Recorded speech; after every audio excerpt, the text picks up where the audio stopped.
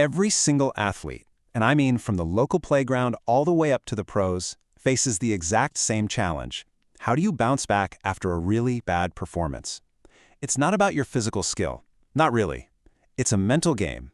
And today we're going to break down the playbook. Ah, you know that feeling. That missed shot that might have cost the game, the one error that let the other team score, or that race where you just didn't have it. It's this universal gut punch, a moment where it feels like all that training, all that prep just kind of evaporates. And right there, in that moment, it is so easy to let that one bad game define who you are. The voice in your head starts up, right? I'm not good enough, I let everybody down, maybe I've lost my touch. That one performance can feel like the final word on your entire identity as an athlete. But the elite performers, they have a totally different response. You've seen it. You see Steph Curry miss 5 shots in a row, but he takes that 6th shot with the exact same confidence as the first. How does he do that? It's not magic, it's not luck. It is a trainable skill, a mental weapon that he has absolutely mastered. This is it. This is the secret. Short-term memory. It's the ability to mentally file away a mistake the instant it happens, so it doesn't poison the next play, the next shot, the next moment. It's all about staying completely in the now. And the best part? It's a skill that anyone, and I mean anyone, can develop. So how do we actually build this skill? Well, it's not about just, trying to forget it. It's about using a structured process. Let's call it the mental reset protocol. Think of it as a deliberate step-by-step formula you can use to systematically move from that feeling of disappointment to getting ready for what's next. And here's the roadmap. It's 5 distinct steps. They're designed to guide you from that raw emotion of a setback all the way to focused action for your next performance. So, let's break down each one.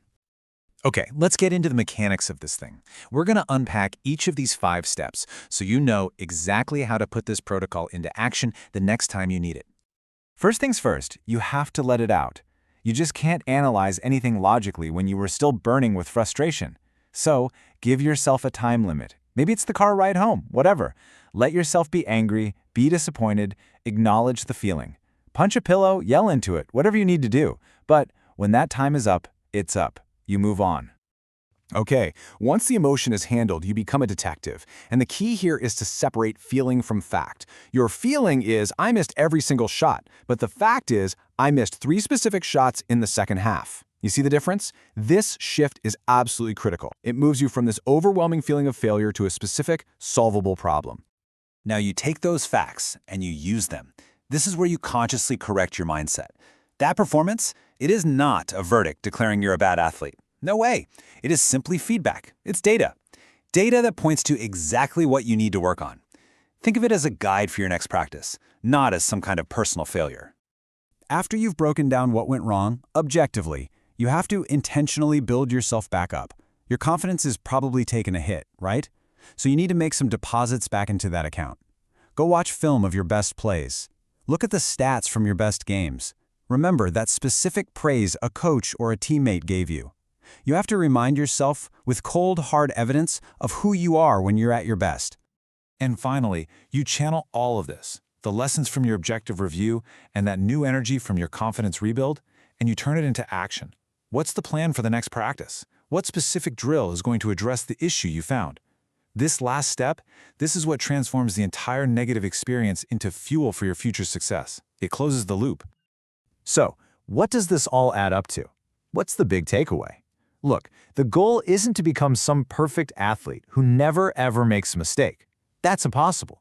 The real goal, the true mark of a champion, is to become an expert at getting back up. This whole idea, this mental resilience, it's all about how we respond to failure. It's a timeless concept, really. The glory isn't found in avoiding the fall. But, as Nelson Mandela famously said, it's in rising every time we fall. This protocol we just walked through, that's your framework for rising. It's how you turn every stumble, every failure, into the very next step forward. And that's where the real glory is found. Because, let's be honest with ourselves, it is not a matter of if you'll have another bad performance, but when. It's just an inevitable part of pushing your limits. So, the only question that really matters is this. Now that you have the formula, how are you going to reset?